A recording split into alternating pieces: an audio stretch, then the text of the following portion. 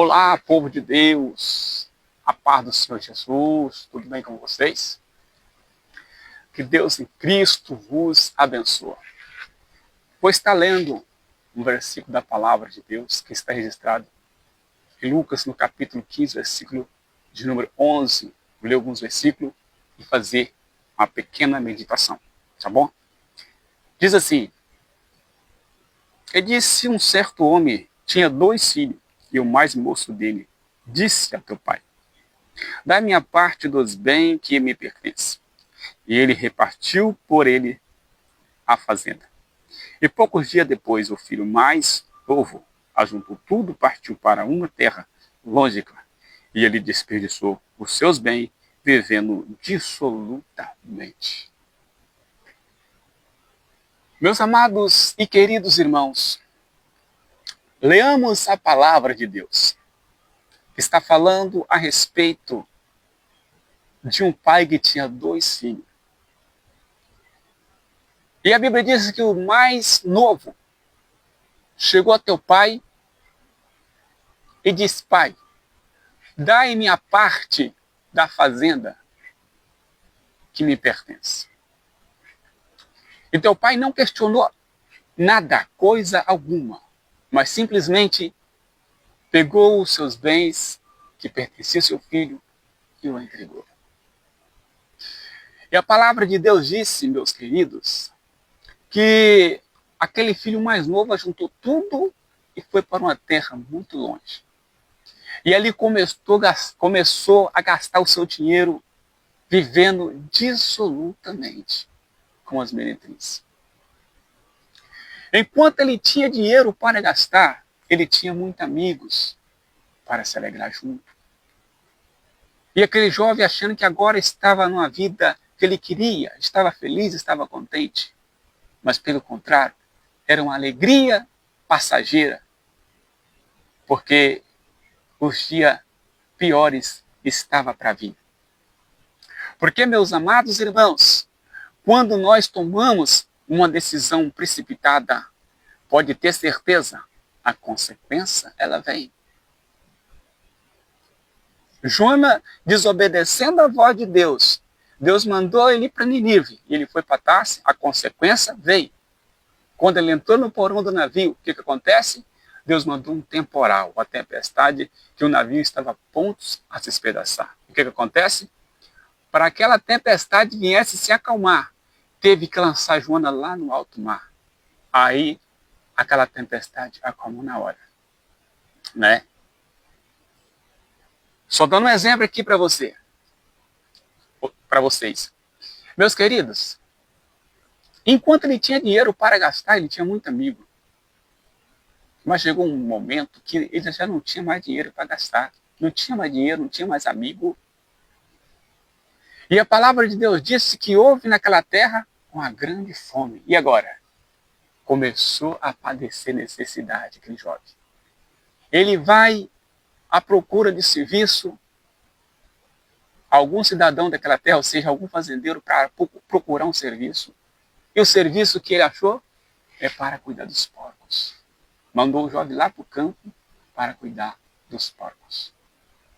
E quando ele estava lá no campus apacentando aqueles porcos, veio uma reflexão sobre sua mente. E logo ele pensou, claro, da decisão precipitada que ele tinha tomado, do erro que ele tinha cometido.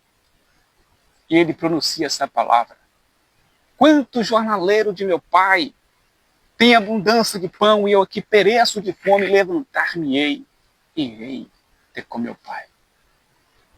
Meus queridos, não importa o que você praticou, não importa o que você fez, o que importa é quando você tem um arrependimento de coração e quer endireitar sua vida na presença de Deus. Você que está afastado da presença de Deus, não pense naquilo de ruim que você praticou, mas tenha um pensamento positivo de regressar para a casa do Senhor e agora pegar uma nova caminhada, uma nova trajetória na presença de Deus e fazer a vontade do Pai que está no céu. Porque o seu lugar que você deixou está vazio e ninguém pode ocupar o seu lugar. Ninguém pode substituir o seu lugar. Deus está de braços abertos, esperando a sua volta a qualquer momento. O que importa é quando você arrepende de coração e queira levar uma vida santificada na presença de Deus. E a Bíblia diz que aquele jovem regressando agora para a tua casa, o teu pai olhou de longe, avistou e conheceu que era o teu filho, mesmo todo sujo, todo mal arrumado, cabeludo. E agora ele corre, abraça o seu filho, beija e recebe com alegria. E o teu filho fala para o teu pai: pai, pequei contra os céus perante ti, já não sou digno de ser chamado teu filho, mas faça de mim como um dos teus empregados, como um dos teus jornaleiros.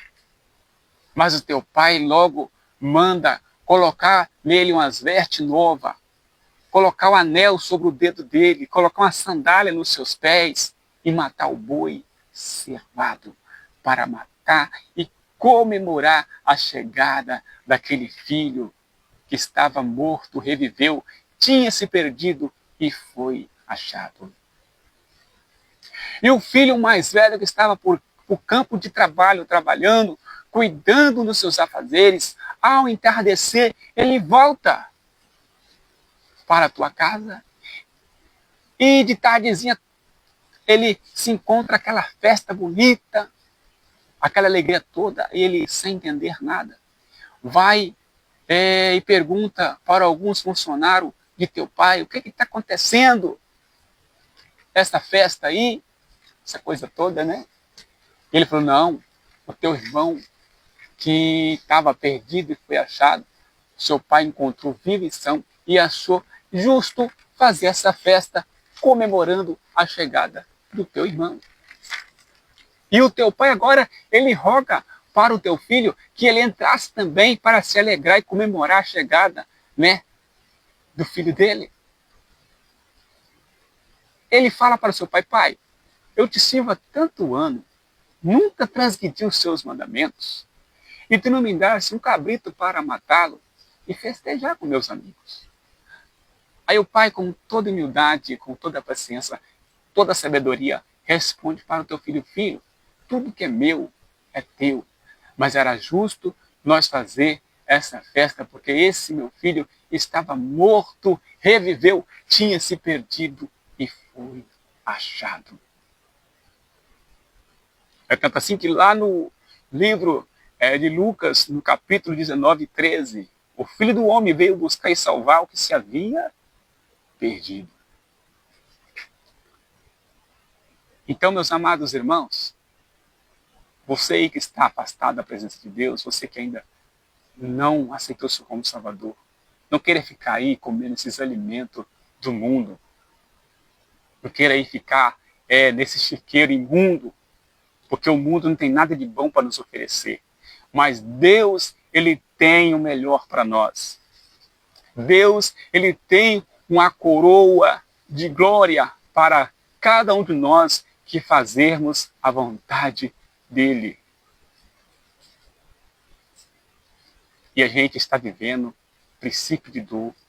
E sabemos que, muito em breve, Jesus vai buscar a tua igreja lavada e remida no sangue do Cordeiro para ir morar no céu. Então não perca o seu tempo. A cada minuto do relógio está significando que está mais pertinho da volta de Cristo. Então faça como filho pródigo. Se arrependa enquanto é tempo. Volte para a presença de Deus. Você que ainda não aceitou, aceite ao Senhor como Salvador, para que você venha a fazer parte das mansões celestiais. Então fica aqui essa pequena reflexão, que você possa aguardar no teu coração e que Deus abençoe a todos vocês.